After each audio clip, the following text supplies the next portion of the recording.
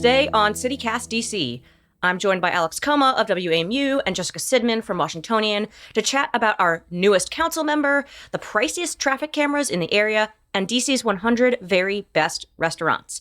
And in a members-only fourth segment, we're going to go deep on the Las Vegas-style Sphere coming to National Harbor in Maryland.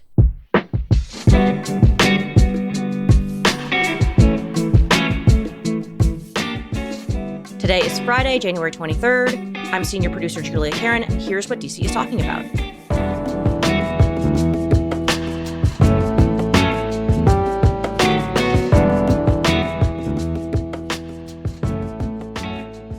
Hey, Alex. Hey, Jessica. Welcome back.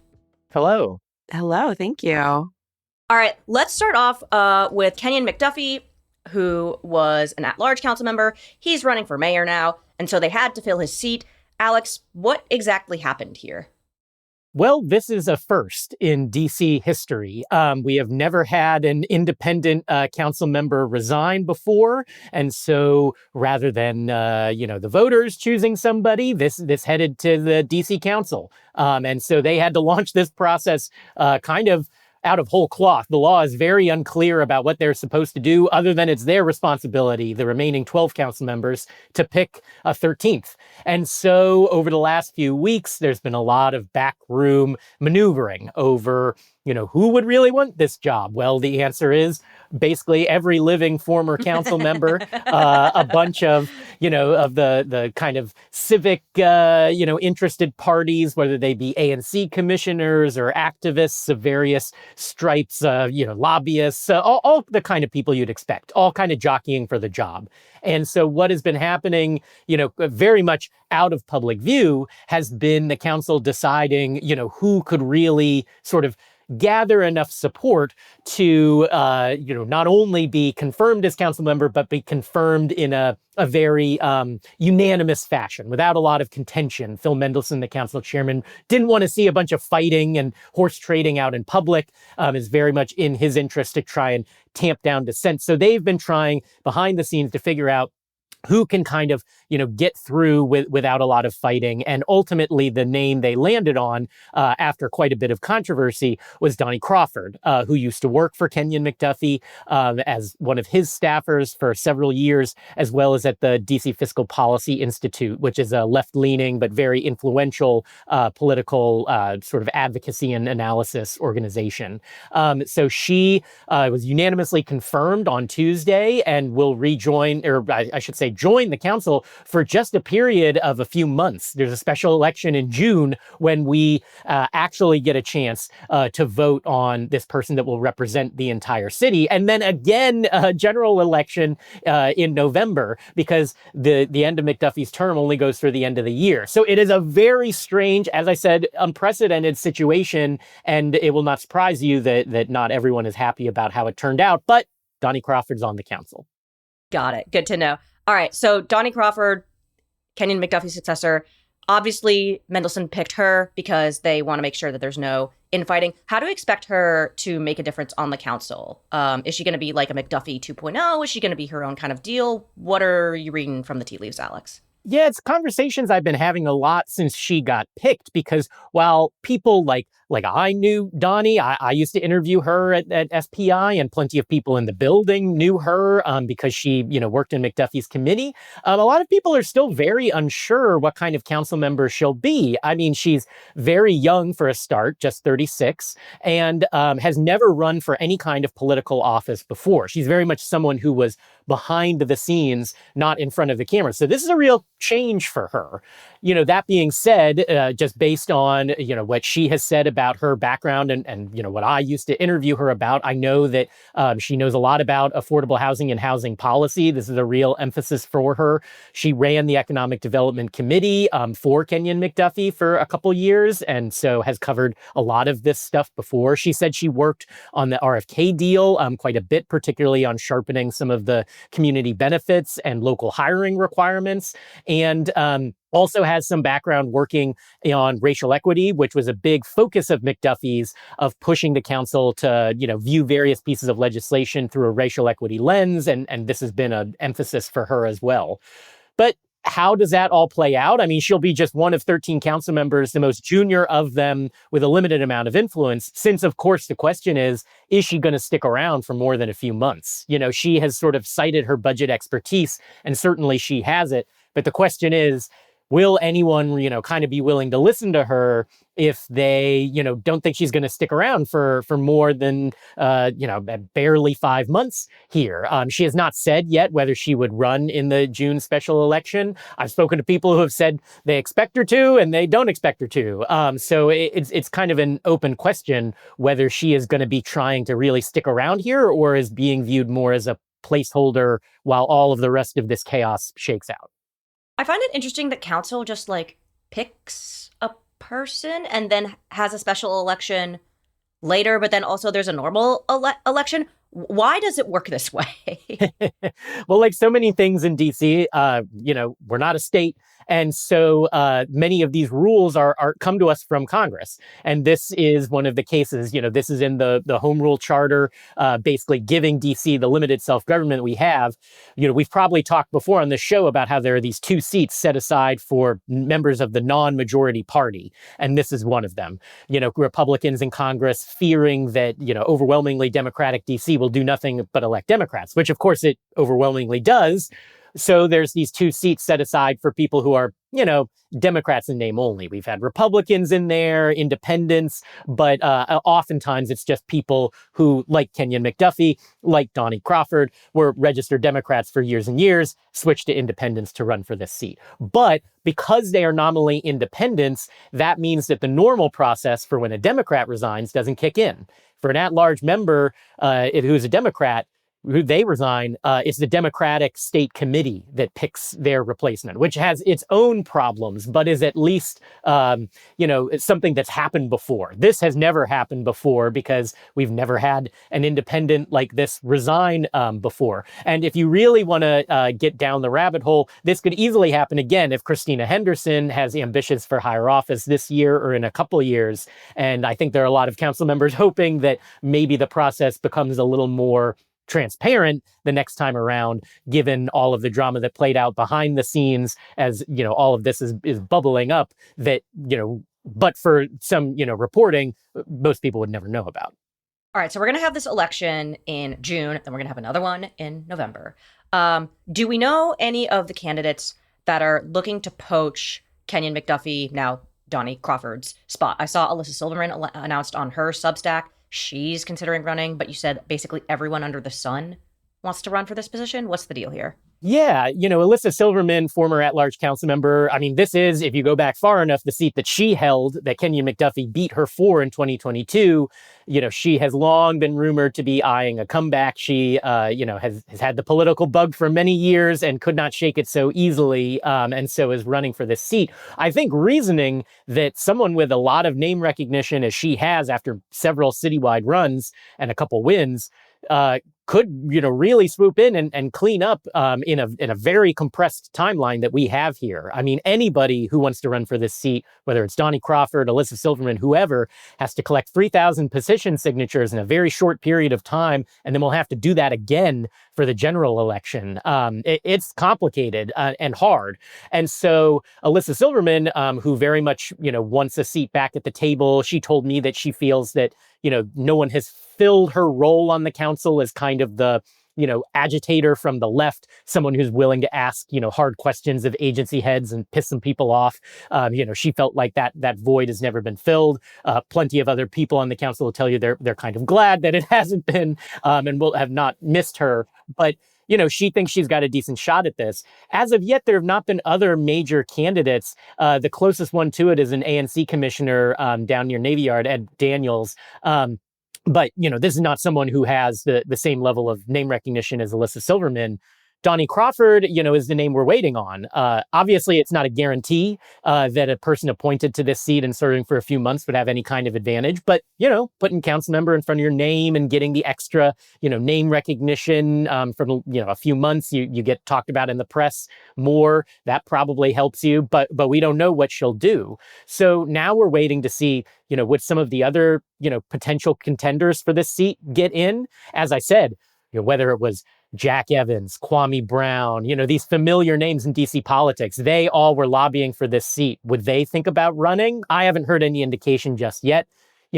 Another name that I'll mention is Ebony Rose Thompson. She's the Ward 7 rep on the State Board of Education and was this close to getting appointed to that seat. Phil Mendelson was drawing up the papers to appoint her to this seat. And then when objections came from Wendell Felder, her old rival in the Ward 7 council member, all of a sudden we get switched to Donnie Crawford. So would Ebony Rose think about this, or maybe wait until the Ward 7 race? We're waiting to see. It is going to be a wild race. It's going to coincide with the primary, but because, as you observe, the term only runs through the end of the year, we've got to go into the general election. And if you want to get really crazy, consider this. If Kenyon McDuffie loses his primary for mayor, there is nothing stopping him from switching his registration once again and running for his old seat, which would, have a lot of political observers rolling their eyes, but could keep him in a job. Sounds like an absolute cluster coming for us in June, November. Jess, I kind of want to end on you. Obviously, one of the big drivers coming into this election is, the phrase, it's the economy, stupid, right? It's all about economic development, all about I can't afford stuff. I'm wondering generally if you've heard anything from restaurateurs or from chefs or anything in general about how they're feeling going into the upcoming summer months, which is supposed to be kind of a mid time for them into the fall. Anything from their perspective? Yeah, I mean, in terms of the upcoming election, there's potentially a really big ballot initiative that would really affect restaurants, which would be to raise the minimum wage to $25 an hour, including for tipped workers. So, Initiative 82 was not the end of this battle, though it dragged on forever. And, we'll still see what happens. They have to finish collecting signatures. There may, be some challenges to getting this on the ballot. But I think more than anything, that's going to be an issue that the restaurant community is super focused on. Yeah. Do you know from reading any of the tea leaves, are they for it? Are they against it? Have they talked with any council members about hey, do this, don't do this? I mean, obviously, I think, the Restaurant Association, Metropolitan Washington, they've been against this. A lot of restaurant owners are against it because they think it'll, either put them out of business or make things unaffordable, or they'll have to cut staff. Obviously, there are many workers who are for it, who, think they need a higher wage, a more stable wage. We could probably do a whole show on this. I'm sure we will maybe at some point. So I don't want to get too in the weeds, but let's just say it's going to be a big battle.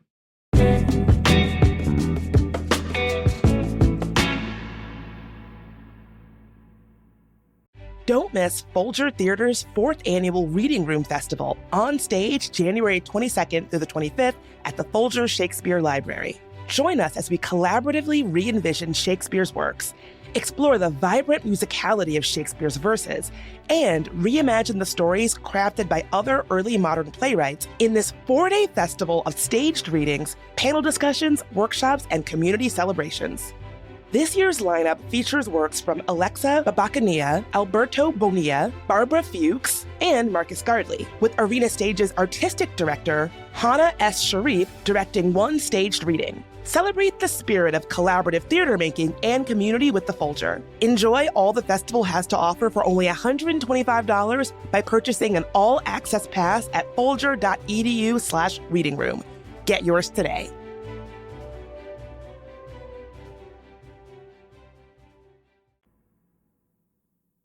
All right. So there was a piece this week from Junaid Dill of Axios.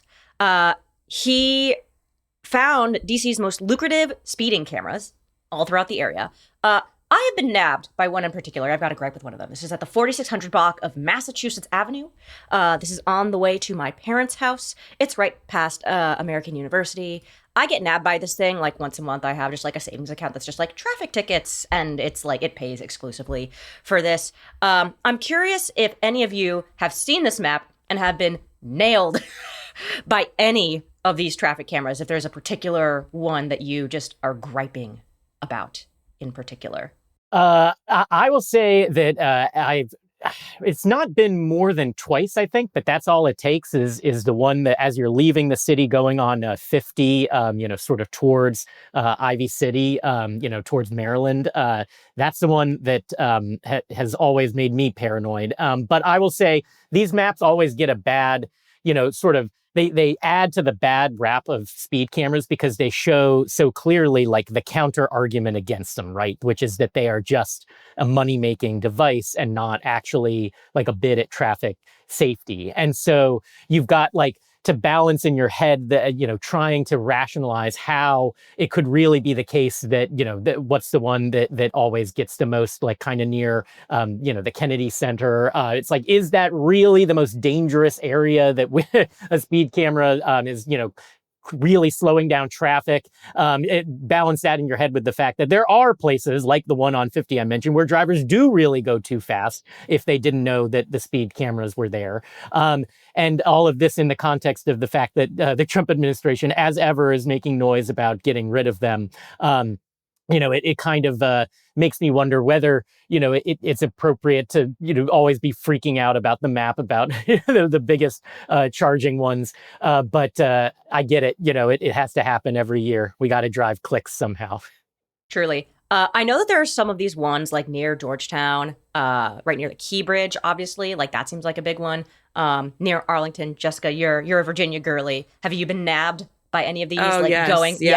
Yeah. Quite a few times. Well, not so many now, because I feel like once you know where they are, you're extra cautious, and you're like, I do not want to get a fine again. So you live and learn. I'm not. I mean, listen, it's really frustrating when you get one and you're like, was I really going that fast? I was not driving dangerously. I was going with the traffic, but I'm not opposed to them existing. All right. So I want to read off some of the most like lucrative cameras and like how much money they make. Because the numbers here are kind of bananas. So there's one particular camera. This is the Potomac River Freeway Northwest bound at 25th Street. This thing rakes in $9 million every year. Pretty bananas. Eastbound, DC 295 Southwest, just south of that exit 1 area, that's a little over $8 million. The 600 block southbound of Kenilworth Avenue, that one rakes in $7 million. My tried and true favorite, the 4600 block Northwest Massachusetts Avenue, little over $6 million. The one that is the least lucrative of the most lucrative is the 1400 block of southbound Bladensburg Road Northeast. That one rakes in over $4 million per hit. So obviously, like, these are money generators. Like, that's not nothing when it comes to money. Alex, as you mentioned, the Trump administration is looking to kind of ban a lot of these traffic cameras. Obviously, they only hit you if you're going, I think it's like 10 or 11 miles over the speed limit. Are any of these cameras like particularly close to the Capitol or on these commute routes? Like, is this something that like we should know or worry about? Yeah, there are a few congressmen who clearly have been hit by, the ones like getting onto 395 or something like that, enough to have a bee in their bonnet about that, because they've been proposing getting rid of these for years at this point. And I guess it seems to have finally crossed over into, the Trump world, because now you have the Department of Transportation talking about it. I'm not convinced it'll ever actually happen, because think about it, like the alternative to no traffic cameras is like cops doing traffic enforcement aggressively in the city, which at the moment does not happen. And like, let's be honest, frankly, is generally, to the best, because consider this, if you're like worried about making a right on red or something like that when you're really in a hurry, in a way that like won't hurt anybody, do you want to worry about a cop, pulling you over or something like that? To say nothing of all of the things that can happen when cops pull people over that we know about, which is why many people have been trying to get the police out of traffic enforcement. So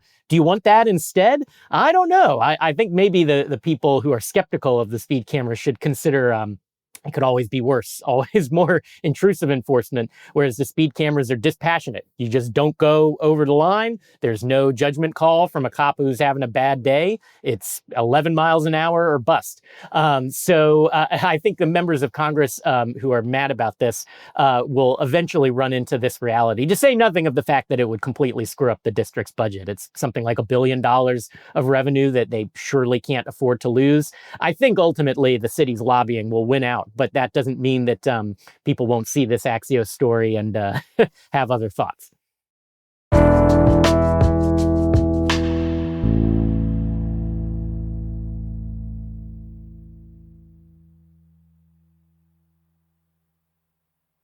You guys at Washingtonian released your 100 Very Best Restaurants article, which every year I feel like is our Super Bowl, to be honest. Jessica, walk me through how you guys make this thing, came to your decisions, what you're looking at when you make this list of the very best. Yeah, I mean, it's really a massive undertaking, a lot of time, a lot of money.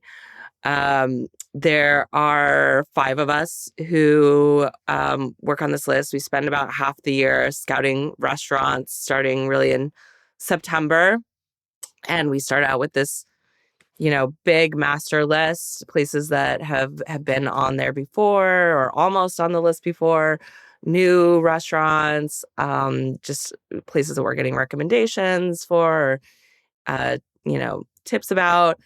And we just kind of divide and conquer. I do think it's a really cool, unique thing that we do revisit all the restaurants every year. And, I think sometimes people wish they expect to hear there's some sort of mathematical formula for how we're deciding what is the best. And that's not really how it works. I think if you start thinking about it in that way, you do lose some of that big picture magic. Obviously, food is the number one thing.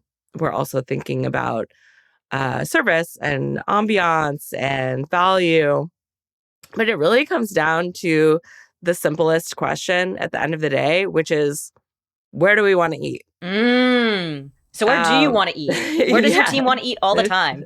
Money's not an object. Well, our number one restaurant this year was Albee. Ooh, second year in a row, too. Dang. Second year in a row. Fine dining restaurant in Navy Yard, focused on Chef Michael Rafidi's Palestinian heritage. It's just very beautiful food, very comforting and homey on one level, but also super refined and finessed. There's this big, gorgeous wood fire hearth in the middle of the kitchen. They actually renovated the restaurant over the past year, and they've kind of taken the open kitchen to the next level.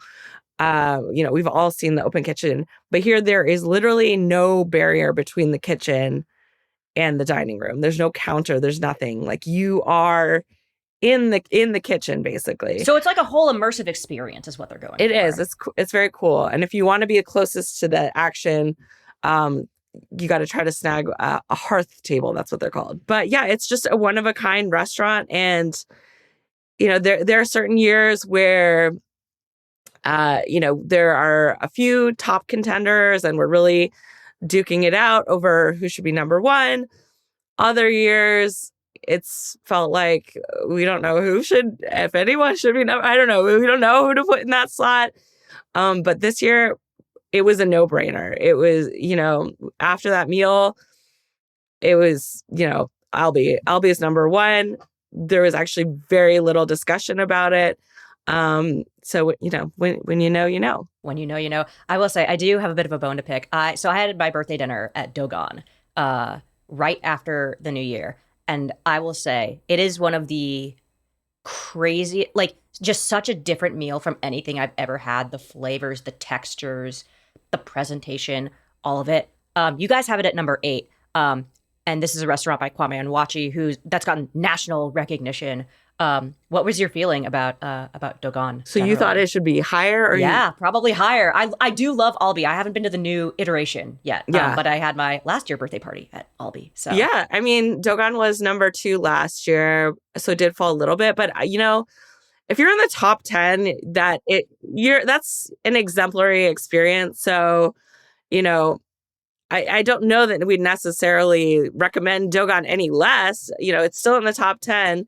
And, you know, it's just some years, some restaurants feel a little bit more exciting, a little bit more on point, and the rankings reflect that. But I really do feel like if you are anywhere in the top 100, you know, we recommend that place. Like if you're 63, that's not a knock. Like go to that restaurant. Any place on this list, go. Yeah. One of the things that I really do appreciate about this list is that you guys break it out by price range too. Like obviously some of the heavy hitters are like pretty expensive in the $3 range to the $4 range. The first, I think, kind of like $2-ish range one we get is Gemini. And DuPont, I have not been, but I love pasta. So I'm very excited. La Choukran has been getting a lot of praise, similar to Dogon. $2.50 barbecue. Top 10. Barbecue at 10? Yeah. You know, I do feel very strongly that the best restaurants should not all be fancy fine dining tasting menus, you know? And we do try to really think of each restaurant on its own terms. So the best barbecue restaurant, the best pizzeria, there's no reason that those shouldn't be ranked as highly as, you know, the fancy omakase restaurant, for example. And yes, it is very apples to oranges, but you know, it is what it is. We do our best to just, again, answer that question, where do we want to eat? And sometimes we'll literally, you know, we'll be stuck on a ranking like this restaurant or that one, which should go higher. And we'll literally just say, hey, it's your birthday. Like you're going out tonight. Where are you going? This place, this one or this one? And that's literally how we decide. Which is literally how I picked Dogon. I had to book it in like October. It was absolutely unhinged. Alex, when you look at this list, is there anything that's standing out to you? How many of these places have you been to? What are you feeling? Are you not feeling stuff? I feel like I look at this list, I'm just like, wow, I need to go to every single one of these places. Yes, couldn't agree more. Thankfully, I have been to a decent number, and I'm supposed to go to Moonrabbit next week. So the fact that it's number 3 is promising. Here's my question for Jessica, because every year I feel like, you know, Jaunt is right up at the top of these. I think you had it number 2. And this is the one where you see the prices truly, you know, kind of like Pineapple and Pearls when it was really at its heyday. And you go, are we sure? Because I have a friend, and we always talk about going to Jaunt when we, you know, have $700 lying around. So I guess I want to hear the pitch. Why am I spending, you know, the equivalent of a paycheck at this place? Because I'll do it. I just want to know, you know, why it's so worth it. Yeah, absolutely. And, you know, Jaunt, which is number 2, is the most expensive restaurant in DC. It is $375 a person before service fee, tax, drinks, any of that. So you're easily spending $1,000 for 2. And listen, we do not take that lightly. We are the most critical about the most expensive restaurants. We hold them to a higher standard. And for that reason, there are a lot of really high-end restaurants, a lot of Michelin restaurants that are not on this list at all. Because if they are hit or miss, like they're going to get cut. If they're pretty good, but not really memorable, they're going to get cut at that price point. So if you are going to charge several $100s a person, it's got to be on point everything. And Jaunt this year was that. Just, you know, I've been lucky enough to go there several times over the years. It's always like an a very upscale experience, a very nice experience. But I did feel like they were on the next level this year. Every single dish was, you know, I was like, is it polite for me to just like lick this bowl? You know, if you're paying over $350, I feel like you've earned that right, you know? You know, there, you know, are some dishes I'm still thinking about, you know, months later. So that to me is what the difference is. And I would say, you know, I'm not someone who would be inclined to recommend a place like John because it is so inaccessible to so many people. So the fact that we felt like we did want to rank it so high, I think, is very telling of the kind of restaurant. And I also do want to say, you know, there is a certain psychological barrier you have to overcome to eat at a restaurant like this. It's that expensive. For a lot of people, it's never going to be worth that amount of money to spend on a meal. And that's fine, you know.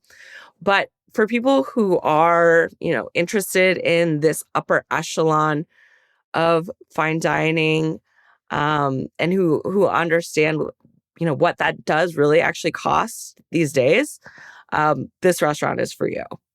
Before we get into the members only segment, I want to talk a bit about the potential snowstorm that we are getting this weekend. I posted on my Instagram that we could get anywhere from 0 to 78 inches, which is how I feel every time that there's a warning of snow. How are you guys preparing for the impending snowstorm, etc. over the weekend? Hunkering down, going out? What are you thinking?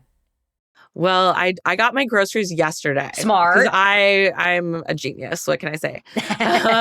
I beat the rush. I'm just nervous about Monday when school is probably going to be canceled, and Tuesday we'll see. It's already a short week here in Virginia, and there's no school on Friday, so this is going to be a lot of kid activities. Yeah, it's hard to schedule meetings with potential candidates when you're like, I don't know where I will be able to, you know, ride my snowmobile to in DC Ski to. But you know, for the weekend itself, yeah, I mean, I'm very hopeful to, you know, maybe see a movie in the snow or stay at home and you know, look at all of it from the window. You know, when you don't have kids worrying about the snow days, it becomes a lot more fun. So yeah, sure, bring it on. Yeah, no, my dog Sandy loves the snow. Every year that there's snow, there's videos of her just absolutely going feral for it. She's part Norwegian elk hound, so she is quite literally built for this. But everybody, please stay safe over the weekend. If it's icy, please don't go out. Keep the heat on. Watch a movie, have some chili, enjoy the potential snow or the lack of snow. No one ever actually knows because meteorology is wild. All right, today, paid subscribers get a bonus 4th roundup chat about if the DC metro area is going to get a Vegas-like Sphere entertainment venue. If you want to be sure that you always get the full episode, become a member. Head to membership.citycast.fm. It's only $10 a month, and members get ad-free listening, exclusive member events, and an extra events newsletter every week. It is a fantastic club to be a part of. Again, that's membership.citycast.fm.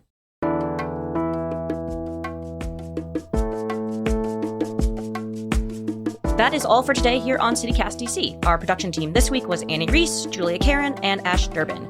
Newsletter editors Kayla Cote-Stemmerman and Adrian Gonzalez wrote our fabulous newsletter, Hey DC This Week. You should go subscribe. And our hosts are Bridget Todd and Michael Schaefer. Music is by Alex Roldan, with additional music from Philip Ayers from Triple Scoop Music via Getty Images.